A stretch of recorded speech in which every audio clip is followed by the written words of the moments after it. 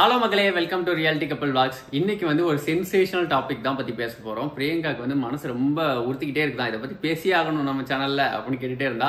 நான் பேசுனேன், நம்ம சேனல்ல இருக்கிறதெல்லாம் குழந்தைங்கப்பா, இவங்கெல்லாம் வந்து இதெல்லாம் பார்க்க மாட்டாங்க அப்படின்னா. இன்னொரு விஷயம் அதுல இருக்குது, குழந்தைங்க வந்து தெரிஞ்சுக்க வேண்டிய விஷயம் தான் இது உண்மையாவே. ஸோ எத்தனையோ பெண் குழந்தைங்க எங்களோட வீடியோ பார்த்துட்டு இருப்பாங்க. ஸோ அவங்களுக்குலாம் ஒரு மோட்டிவேஷனலாக இருக்கணும் அப்படிங்கிற மாதிரி பிரியங்கா சம்திங் பூஸ்ட் கொடுக்குற மாதிரி ஏதோ பேசணும் அப்படின்னு ஆசைப்பட்டா. ஸோ அதனால தான் இந்த கண்டென்ட் முக்கியமாக எடுக்கிறோம். ஸோ யூஸ்வலாக இது மாதிரி கண்டென்ட் வந்து நாங்கள் பெருசாக எங்கள் சேனலில் போட்டு பார்த்துருக்க மாட்டீங்க. ஃபேமிலி விளாக்ஸ் இது மாதிரி தான் ரேண்டமாக போடுவோம். ஸோ இன்னைக்கு எங்களுக்கே கொஞ்சம் ஒரு என்ன சொல்றது, டிஸ்டர்ப்டாகவே இருந்த ஒரு விஷயத்தை பற்றி பேசணும் அப்படின்னு தோணுச்சு. ஸோ அதை பற்றி தான் இந்த வீடியோவில் பார்க்க போகிறோம். அங்கே வீடியோக்குள்ளே போகலாம். ஸ்கூல் படித்தது எல்லாமே வந்து திருப்பூர். ஸோ இந்த திருப்பூர் பற்றின நியூஸ் எது வந்தாலுமே வந்து ரொம்ப இன்ட்ரெஸ்டடாக பார்த்துட்டு இருப்பேன். ஸோ இப்போயே உங்களுக்கு தெரிஞ்சிருக்கும் நாங்கள் எதை பற்றி பேச போகிறோம் அப்படின்னு. ஸோ ஃபர்ஸ்ட் வந்து இந்த ரிதன்யா இவங்களை பற்றி தான் பேசலாம் அப்படின்னு தோணுச்சு. ஸோ பிரியங்காவும் ஒரு வீட்டில் பொண்ணாக வளர்ந்துருப்பா. ஸோ இங்கே கல்யாணம் பண்ணி கொடுத்தோன்னே அவங்க மாமியார் வீடு அப்படின்ட்டு இங்கே வந்திருப்பா. ஸோ இன்னைக்கு இப்போ ஒரு வீடியோ போட்டிருந்தோம். ஒரு ஷார்ட்ஸில் ஒரு அழகான கமெண்ட் ஒருத்தங்க பண்ணியிருந்தாங்க. ஸோ பொண்ணுங்களுக்கு மட்டும் அம்மா வீடு இல்லை மாமியார் வீடுன்னு தான் இருக்குது, தனக்குன்னு ஒரு வீடு இல்லை அப்படிங்கிற மாதிரி ஒரு கமெண்ட் போட்டிருந்தாங்க. அது பார்க்கும்போது ரொம்ப டச்சிங்காக இருந்தது. ஸோ அது மாதிரி தான் வந்து பிரியங்காக்கு மட்டும் இல்லை, நிறைய பொண்ணுங்க வந்து ஃபீல் பண்ணுறது. ஸோ அம்மா வீடு இருக்குது, எல்லாம் மாமியார் வீடு இருக்குது, நடுவில் நம்ம வேர் பிலாங்ஸ் டு அப்படிங்கிற மாதிரி ஒரு கொஸ்டின் மார்க் வந்து நிறைய பொண்ணு. என்னதான் வந்து ஒரு ஹஸ்பண்ட் வந்து நம்மளுக்கு நல்லா சப்போர்ட்டிவா இருந்து பார்த்தாலுமே, ஒரு ஃபினான்ஷியலா நம்ம டெவலப் ஆகலனாலும் சரி, நமக்குன்னு எதுவுமே நம்மளால பண்ணிக்க முடியலன்னு சொல்லி ஏதாவது ஒரு பாயிண்ட் ஆஃப் டைம்ல நம்மளுக்கு ஏதாவது ஒரு டைம்ல கண்டிப்பா தோணும். இது எல்லா கேர்ள்ஸ்க்குமே தோன்ற ஒரு விஷயம் தான். ரொம்ப நாளாவே எனக்கு வந்து இந்த மிஸ் ரிதன்யா அவங்களோட கேஸ் வந்து எனக்கு வந்து உறுத்திக்கிட்டே இருக்கு மனசுக்குள்ள. ஏன் இப்படி எதனால அப்படி இப்படின்னு சொல்லிட்டு ஆக்சுவலா வந்து இது வந்து நாங்க வந்து எங்க சேனல்ல 2வது வீடியோவா நாங்க பேசுறோம். ஃபர்ஸ்ட் வீடியோ வந்து இந்த வீஜன் கிட்ட ஒருத்தவங்க வந்து சூசைடே பண்ணிக்கிட்டாங்க அப்படின்னு சொல்லிட்டு, வீட்டுக்கிட்ட இருந்தவங்க அப்படின்னு சொல்லிட்டு சோசியல் மீடியால அவங்கள போட்டு பேசி இது பண்ணி கடைசியில சூசைடே பண்ணிக்கிட்டாங்க. குழந்தை இப்பதான் ஒரு 2 இயர்ஸ் ஆயிருக்கும், 2 இயர்ஸ் கம்ப்ளீட் ஆக போகுது நினைக்கிறேன். இங்க வீஜன் கிட்ட தான் அதாவது டெரேஸ் வந்து அந்த ஷீட் மேல விழுந்துருச்சு பிள்ளை, அது பிள்ளைய தூக்கிட்ட பிறகு என்னன்னா வந்து ஒவ்வொருத்தவங்களும் அதை மாத்தி பேசி கட்டுக்கதை கட்டி அவங்க சொந்தமும் சரி இல்லன்னா வந்து சொந்த ஊருக்கே போயிட்டும் சரி. இந்த சோசியல் மீடியால வந்து என்னதான் பேசுவாங்கன்னே தெரியாது. அப்படி பேசி இப்படி பேசி அம்மா ஜாக்கிரதையா இருக்கணும். எந்த காலத்துங்களும் அம்மா ஜாக்கிரதையா இல்லாம இருப்போம் நம்ம சொல்லுங்க. பேசி அந்த பொண்ணு எஜுகேட்டடான பொண்ணு சூசைடே பண்ணிக்கிட்டாங்க. அவங்க இத்தனைக்கும் ஐடில வேலை பாக்குறவங்க, அவங்க சூசைடே பண்ணிக்கிட்டாங்க. அதுக்குதான் நாங்க சொன்னோம், யாரையுமே வந்து ஒரு ஸ்ட்ரெஸ்ஸா இருக்கிறவங்கள இன்னும் போட்டு ஸ்ட்ரெஸ் பண்ணாதீங்க, ஒருத்தவங்களை இன்னும் போட்டு டம்ப் பண்ணாதீங்க அப்படின்னு சொல்லிட்டு பேசி ஒரு வீடியோ போட்டிருந்தோம். இப்ப என்னன்னா வந்து இந்த ரிதன்யா அவங்களோட கேஸ்ல வந்து எனக்கு வந்து என்னால அதுல இருந்து வெளியே வரவே முடியல. பார்த்தா கன்டினியூஸா அந்த மாதிரி நிறைய கேஸ் வந்துகிட்டே இருக்கு. பார்த்தா இந்த போலீஸ் ஒருத்தன் பூபாலனா, எனக்குலாம் அவனை பார்த்தாலே என்ன பண்றதுனே தெரியல எனக்கு. சாரிங்க, நான் மரியாதை இல்லாம பேசுறேன். அந்த ஆடியோ நான் தெளிவா கேக்குறேன். அதெல்லாம் வந்து கூட பிறந்த தங்கச்சியான்னு நான் கேக்குறேன். அதுவும் ஒரு பொண்ணு தானே. வீட்டுல போயிட்டு அவங்க அந்த போலீஸ்காரன் நான் கேக்குறேன், ஏன்டா நீ வந்து உன் தங்கச்சிக்கு இப்படி நடந்தா விடுவியா? அந்த பொண்ணு சிரிக்குதுங்க, அவனும் சிரிக்கிறான், அந்த பொண்ணும் சிரிக்குது. எப்படிதான் அந்த பொண்ணு 7 வருஷம் நினைக்கிறேன், 7-8 வருஷம் கூட இருந்தாங்கன்னு தெரியல எனக்கு. ஏன் கூட இருந்திருப்பாங்கன்னா குழந்தைங்களுக்காக மட்டும்தான் அவங்க இருந்திருப்பாங்களே தவிர அவங்க அக்கம் பக்கத்துல யோசிச்சிருக்கலாம். எனக்கு இந்த ரிதன்யா அவங்களோட கேஸ்ல பார்த்தா வந்து ஒரு சில பேர் என்ன சொல்றாங்கன்னா, அவங்க அப்பாட்ட போய் முன்னாடியே சொல்லியிருக்காங்க, அவங்க சொல்லி வந்து அவங்க அப்பா வந்து சமாதானம் பண்ணி போய் அனுப்பிச்சிருக்காங்க அப்படின்னு சொல்லிட்டு. நான் என்ன சொல்வேன்னா, ஒருத்தவங்க வந்து பொண்ணு வந்து ஃபர்ஸ்ட் ஸ்டார்டிங்லே அப்பா அம்மா எனக்கு வந்து அவங்க வீட்டுல வந்து இந்த மாதிரி நடக்குது அப்படின்னு சொல்லிட்டாங்கன்னா, அப்பா அம்மா வந்து தயவு செஞ்சு ஒரு இனிஷியேட்டிவ் எடுத்து சரிம்மா அது என்ன பிரச்சனைன்னு விசாரிச்சு பொண்ணு வந்து கூடயே வச்சிட்டு இருக்கிறது பெட்டர்ன்னு நான் சொல்லுவேன். ஏன்னா முடியல.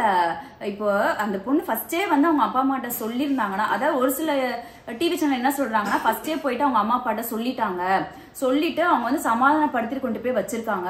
அதுக்கப்புறம் அந்த பொண்ணு வந்து இவங்க கிட்ட சொன்னாலும் இப்படிதான், சரி மத்தவங்க எல்லாம் என்ன பேசுவாங்களோ நினைச்சு சூசைட் பண்ணிருக்கலாம் அப்படின்னு சொல்றாங்க. இன்கேஸ் அவங்க அம்மா அப்பாட்ட முன்னாடியே சொல்லியிருந்தாங்கன்னா, அவங்க அம்மா அப்பா வந்து ஃபர்ஸ்டே ஆக்ஷன் எடுத்து அந்த பொண்ணு வீட்லயே வச்சிருக்கலாம். சீரியஸா அங்க ஒரு அழகு பத்த பிள்ளைங்க, அது அழகு பத்த பிள்ளைய குரங்கு கிட்ட புடிச்சு கொடுத்த மாதிரிதான் இருக்கு. அவனை பார்த்தா சுத்த சைக்கோ மாதிரி இருக்கு. ஒரு சில பேரண்ட்ஸோட மைண்ட் செட் என்ன பொறுத்தளவுக்கு எப்படி இருக்குன்னா, மாப்பிள்ளை வீட்டுல வசதியா இருந்துச்சுன்னா பொண்ணு எதுக்கும் கஷ்டப்பட மாட்டா. அப்படின்னு நினைச்சிட்டு பொண்ணை கொடுத்துடுறாங்க.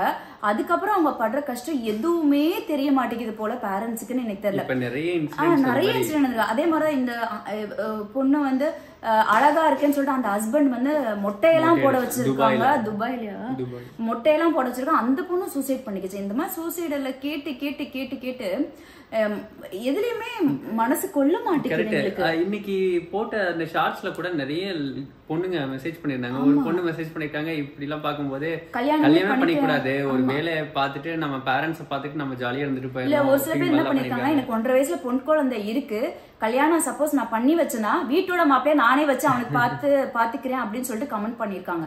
சீரியஸா சொல்றேன், எனக்கு பொன் குழந்தை இருந்துச்சுன்னா மாப்பிளைய நான் கையோடு கூட்டிட்டு வந்துட்டு நீ வேலையே பார்க்கலன்னு கூட பரவாயில்லப்பா, என் பொண்ணை கண்கலாம என் முன்னாடி வச்சு பாத்துக்கோ அப்படிதான் தோணுது.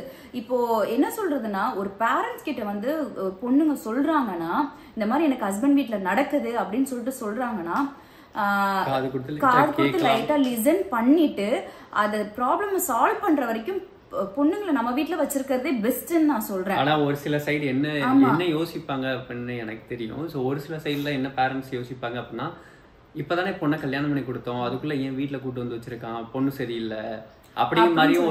இப்போ பொண்ணு தானா வீட்டுக்கு வந்தாலும் சரி, மாப்பிள்ளை வீட்டுல இருந்து பொண்ணை கொண்டு வந்து வீட்டுல விட்டுட்டு போனாலும் சரி, பொண்ணை பத்தி தான் தப்பா பேசுவாங்க.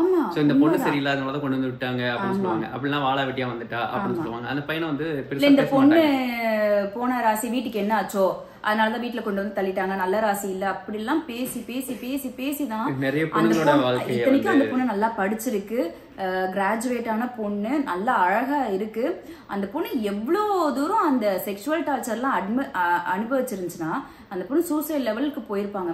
அந்த பொண்ணு இதுக்கு மேல போதும், நம்ம பட்ட கஷ்டம் எல்லாம் போதும்னு சொல்லிட்டு தான் அவங்க வந்து அந்த சூசைட் தாட்டுக்கே போயிருக்காங்க. எல்லாருமே நீங்க ஈஸியா வந்து பாடி ஷேம் பண்ணிடுறாங்க, எல்லாருமே ஈஸியா வந்து ரொம்ப டார்ச்சர் பண்ணிடுறாங்க. ஒரு ஹஸ்பண்ட் வந்து ஒரு ஒய்ஃப் நான் வந்து ஹஸ்பண்ட் வந்து குறை சொல்ற மாதிரிலாம் நான் பேசல. இத்தனைக்கும் வந்து இப்ப கூட ஒரு ரீசெண்டா ஒரு கேஸ் வந்து என்னன்னா வந்து ஒய்ஃப் வந்து ஹஸ்பண்டுக்கு பாய்சன் வச்சுட்டாங்க அப்படின்னு சொல்லிட்டு அதுவும் நடக்குது. ஆனா அது ரேர் டைம்ல நடக்குது.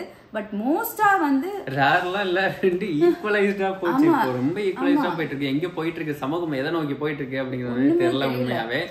ஆனா நாங்களும் சின்ன பசங்க 2 பசங்க வச்சிருக்கோம். ஆனா எங்க பசங்களுக்கு நாங்க என்ன சொல்லி கொடுத்து வளர்க்க போறோம் அப்படின்னா, ஒரு பொண்ணு உன்னை நம்பி வரா அப்படின்னா இவங்களை பார்த்துதான் என் பசங்க கத்துக்கிறாங்க. சோ அதனால வந்து இப்ப இவங்க என்னென்ன பண்றாங்களோ அதேதான் என் பெரிய பையன் வந்து அப்படியே டிட்டோவா பண்றான். சோ அதனால வந்து இவங்க மோஸ்டா நாங்க சண்டை போட மாட்டோம்னு சொல்ல மாட்டோம், சண்டை போடுவோம். ஆனா அவங்க முன்னாடி நாங்க என்னைக்குமே சண்டை போட்டது கிடையாது.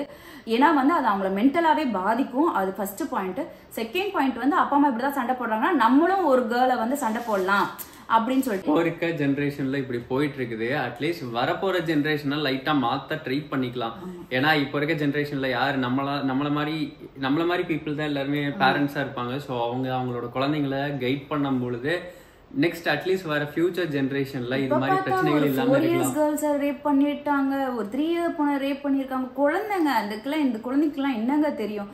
நியூஸ் திறந்தாலே இந்த பாலிமர் நியூஸ் திறந்தாலே குட்டி பசங்களே விட மாட்டானுங்க, வெளியே விடுறதுக்கே பயமா இருக்கு. ஒரு பையன் சின்ன பையன் லிஃப்ட் கேட்டு போயிருக்கான், அவனை அந்த செக்சுவலா அசால்ட் பண்ணிருக்காங்க. குழந்தைங்களை வந்து பயப்படாத, எது நடந்தாலும் நாங்க இருக்கோம், வந்து எங்க கிட்ட சொல்லுங்க அப்படின்னு சொல்லிட்டு நம்ம சொல்லி கொடுக்க.